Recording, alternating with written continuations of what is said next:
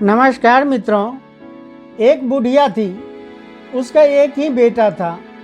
वह हमेशा यही सपने देखती थी कि उसके बेटे का विवाह होगा तो बेटा और बहू दोनों मिलकर बहुत सेवा करेंगे और उसे घर का काम भी नहीं करना पड़ेगा।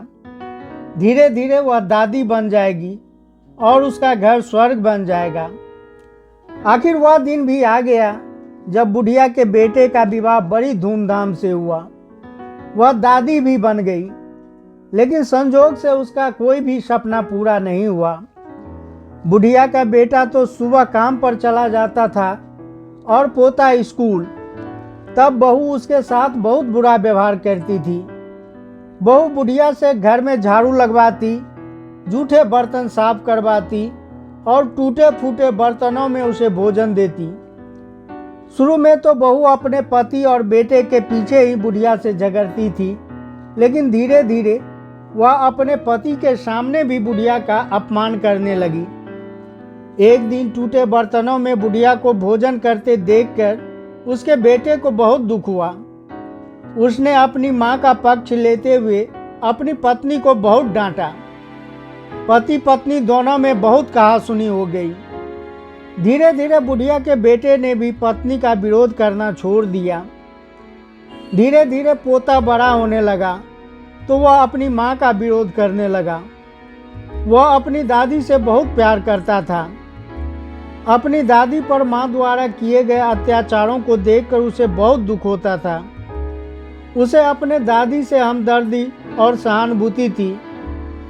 अपनी माँ के डर से वह दादी की कुछ भी मदद नहीं कर पाता था। धीरे धीरे पोता बड़ा हो गया और उसका विवाह भी हो गया। पोते की नई बहू छिप छिप कर अपनी ददिया सास पर होते अत्याचारों को चुपचाप देखती रहती थी। लेकिन पुतोहू को बुढ़ापे में ददिया सास से काम करवाना जरा भी अच्छा नहीं लगता था। जब कभी पतोहू बुढ़िया के काम में करने में मदद करने की कोशिश करती तो उसकी सास उसे खूब डांटती। पतोहू जब ददिया सास को रोते हुए देखती तो उसे बहुत दुख होता था। एक बार बुढ़िया बीमार पड़ गई और परलोक सिधार गई। अब बुढ़िया की बहू पतोहू से ही घर का सारा काम कराती और उसके साथ अभद्र व्यवहार करती। जब पतोहू ने देखा कि उसकी सास उसके साथ भी ददिया सास की तरह ही उस पर अत्याचार कर रही है तो उसने बदला लेने की ठान ली। वह भी अपने सास से वैसा ही व्यवहार करने लगी जैसा व्यवहार उसकी सास अपने सास के साथ करती थी। अब तो पतोहू अपनी सास को फूटी थाली में भोजन देने लगी। यह देखकर उसके पति और ससुर ने बहुत विरोध किया। पतोहू ने जब अपने ससुर और पति से कहा, मेरी ददिया सास जितनी मेहनती और सीधी थी, जब माताजी उन्हें फूटी थाली में भोजन देती थी तब तुम कुछ क्यों नहीं बोले? उन पर होने वाले अत्याचारों को तुम दोनों चुपचाप देखते रहे। तब क्या तुम्हारे मुख पर ताला पड़ गया था? यदि किसी ने माताजी की पैरवी की तो मुझसे बुरा कोई नहीं होगा।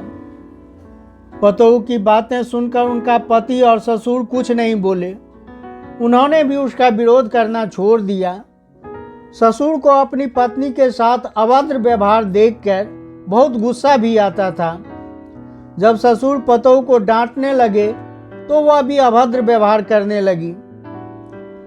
सास ससुर अकेले में बैठकर अपने सुख दुख की बातें करते और यही सोचते थे कि उसने अपने सास के साथ जैसा व्यवहार करती थी आज उसी का फल भुगत रही है। यानी जैसा करोगे वैसा भरोगे। मित्रों, इस कहानी से हमें यही शिक्षा मिलती है कि हमें सबके साथ अच्छा व्यवहार करना चाहिए, क्योंकि जैसा व्यवहार हम दूसरों के साथ करेंगे वैसा ही व्यवहार दूसरे लोग हमारे साथ भी करेंगे। तो मित्रों, कैसा लगा यह कहानी? अपना कीमती राय कमेंट में लिखें। साथ ही वीडियो को लाइक, शेयर तथा चैनल को सब्सक्राइब अवश्य ही करें। वीडियो के अंत तक बने रहने के लिए आपका बहुत बहुत धन्यवाद।